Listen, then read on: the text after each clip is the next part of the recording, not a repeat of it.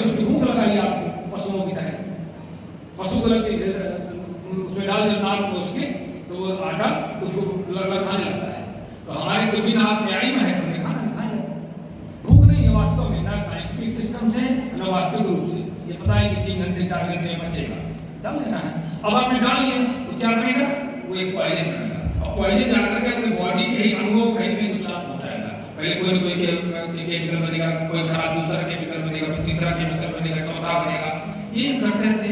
दूसरा क्या, खान पान, तीसरा मानसिक शांति, और चौथा जो सबसे अनिवार्य कर्म है, मिश्रा जी ने लगातार 1-2 घंटे बैठ करके ध्यान अवस्था में होकर के अच्छा जप करते थे। जब करना, देखिए आपके जो ब्रेन का निर्माण होता है वो मांसपेशी से होता है। जब उन्होंने जब करना शुरू किया तो बॉडी में रिलैक्स होना शुरू हुआ। आप पुरानी बात ले लीजिए ना, जो कहते हैं कि हमारा जो है कर्मों का लेखा जोखा चित्रगुप्त लिखते हैं, यमराज लिखते हैं, कहते हैं ना लोग, कहते कि नहीं कहते? हमारे सारे कर्मों का लेखा जोखा कहते हैं ना।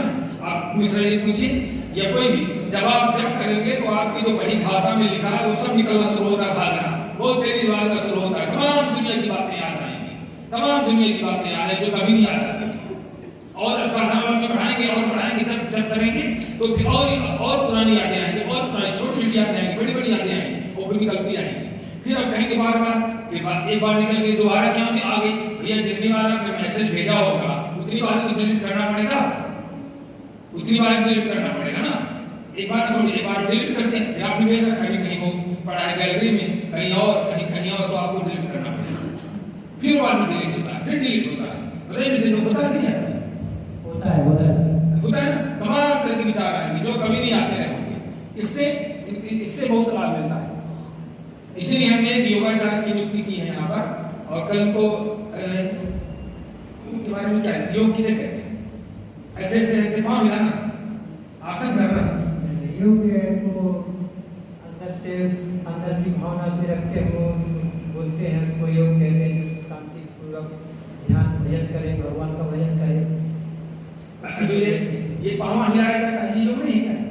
योग, इसमें भी योग है सर। अपना सब अंदर से सब पाँव हिलाने से सब कुछ होता है। आप बताइए योग किसे कहते हैं? हाँ, योग किसे कहते हैं? योगा फिजिकल फिट रहने के लिए योग करते हैं, वैसे मैंने देखा है, किया तो नहीं है, किया नहीं है योगा अभी, बस ये सुना है कि लोग फिजिकली फिट रहने के लिए करते हैं। किसके लिए? फिजिकली फिट रहने के लिए। फिजिकली फिट रहने के लिए। अच्छा, और कौन बता सकता है योग किसे कहते हैं?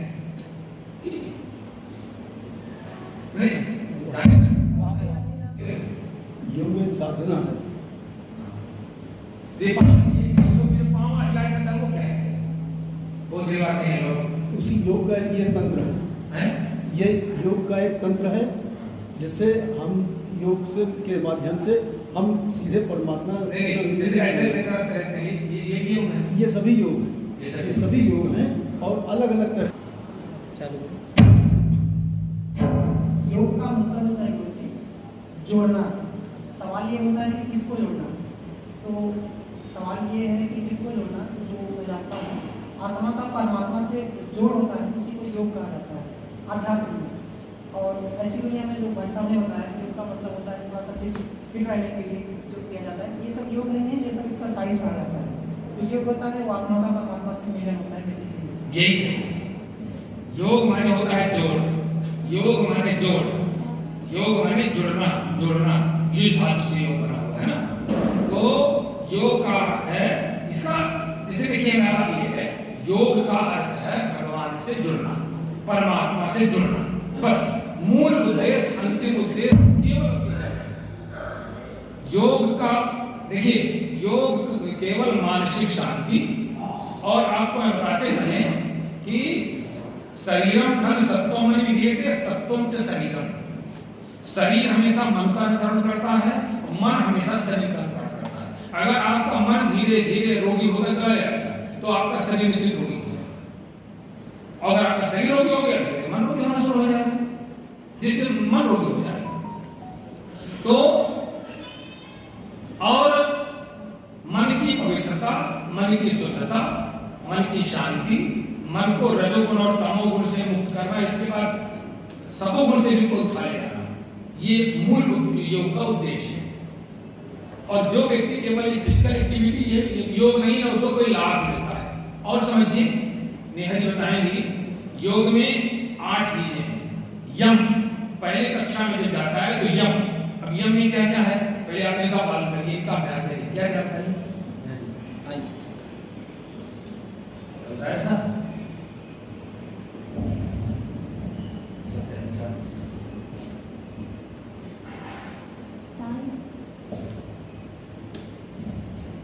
योग में अष्टांग योग बताया गया है, उसमें यम, संयम, आसन, प्राणायाम, प्रत्याहार, धारणा, ध्यान, समाधि। हाँ, पहले नंबर पर ध्यान, दूसरे नंबर पर नियम, तीसरे नंबर पर फिर आसन आता है ना। पहले आप अपने को यम से बांधेंगे, यम हमारे संयम, फिर दूसरा नियमों से बांधेंगे, फिर तीसरे नंबर प्राणायाम आता है। अरे जितने लोग करते हैं सब लोग हो जाते हैं। फिर आता है आसन, और आसन पर चौथे नंबर प्राणायाम आता है। ना हमारे पास यम है, ना हमारे पास नियम है, ना हमारे पास आसन सिद्धि हुई, हमने शुरू कर दिया प्राणायाम। दिमाग होंगे यही करना आसन, प्राणायाम, प्रत्याहार, धारणा, ध्यान, समाधि, ये हो गया। अलग अलग और ऊंचाई में जाना हो गया। अब यम में क्या क्या है? सत्य, अहिंसा, अस्तेय, ब्रह्मचर्य। हाँ, अब यम में क्या है? सत्य, पहले नंबर पर सत्य। आप सत्य का आचरण करिए, सत्य बोलिए, पूरा प्रयत्न, सत्य सुनिए, सत्य सिस्टम में रहिए, सत्य, अहिंसा, किसी दूसरे को मत सताइए, किसी दूसरे को बिल्कुल न सताइए। हिंसा का तात्पर्य, हिंसा का तात्पर्य कोई मारना नहीं है। किसी ने आपकी कोई व्यक्ति किसी की सामाजिक हत्या कर देता है, कोई आर्थिक हत्या कर देता है, कोई मानसिक हत्या कर देता है किसी की, हाँ, तो कोई इतना मन से तोड़ देगा कि जीवन विचार उठे नहीं, तो वो चाल मारे के समान हो जाता है। किसी कोई व्यक्ति का आत्मलितना गिरा देगा, वो तो ये भी एक तरह की हिंसा हो जाती है। तो किसी को न सताना, ये ऐसा करना है। और हमें कोई ऐसा काम नहीं करना जो हमें दूसरे से छिपाना पड़े।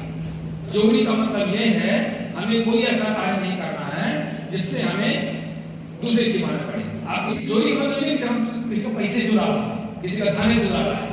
अगर आप ये काम करते हैं जिससे भी दूसरे चुराना पड़े, तो निश्चित रूप से आपके कुसंस्कार विकसित होते जाएंगे। एक संस्कार हमने एक दिन किया, अगर दूसरे किया, तीसरे दिन किया, चौथे दिन किया, पांचवें दिन किया, वो ये पट्टा बन जाएगा, उसको हटाना मुश्किल पड़ जाएगा। अस्थिर, फिर क्या हुआ? ब्रह्मचर्य का पालन, फिर चलो ये नियमों का पालन हो गया। अब आप इन चारों नियम में से कोई पालन करते नहीं, वसूल कर दिया प्राणायाम मरे। अब आ गया नियम में क्या है?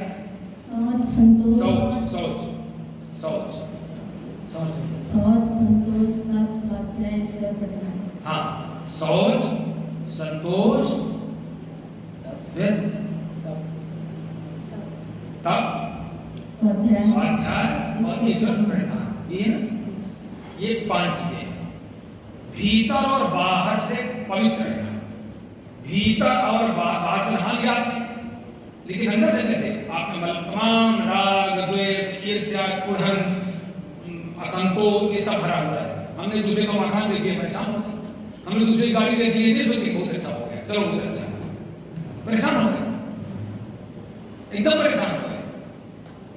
इतना हमारा मन महिला है कि संसार की संपत्ति मेरे पास आ जाए, कोई दूसरा बढ़ने ना पावे, मैं ही बढ़ जाऊं। मेरा भाई बढ़ रहा है तो मैं परेशान हूं, मेरा भाई बढ़ रहा है तो मैं परेशान हूं। ये नहीं सोचते चलो भाई ठीक है, अरे वो बढ़ेगा तो कहीं ना कहीं उससे अगर छिटक के कोई चीज आ जाएगी तो मुझको भी लाभ मिल जाएगा, कुछ न कुछ मिल जाएगा। मैंने लिखा रखा है वहां पर इसीलिए कि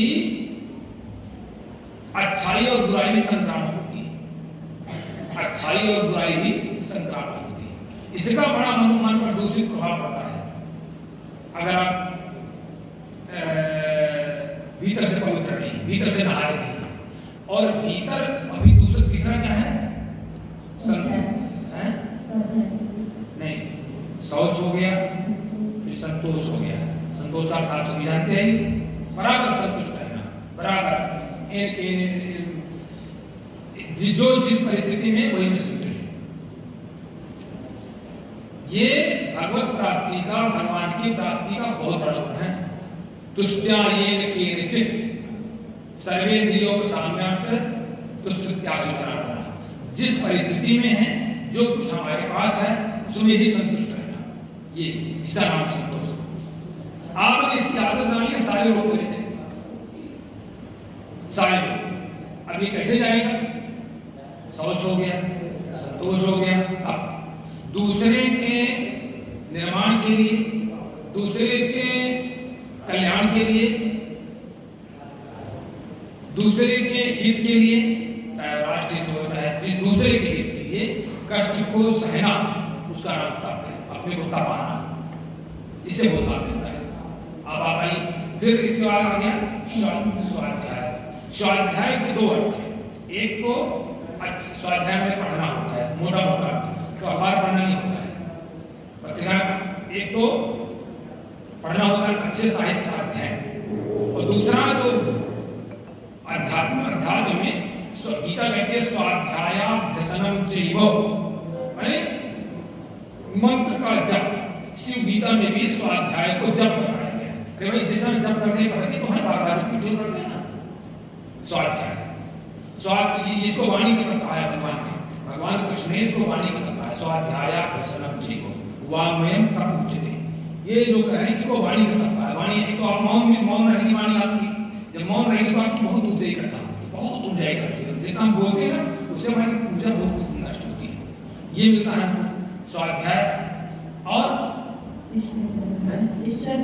ईश्वर प्रणिधान, ईश्वर के प्रति समर्पण, ईश्वर के प्रति समर्पण, ईश्वर को अपने में धारण कर लेना, भगवान को अपने में धारण कर लेना, भागवती गुणों को अपने आप में धारण कर लेना, भागवती गुणों को अपने आप में धारण करना, ईश्वर प्रणिधान।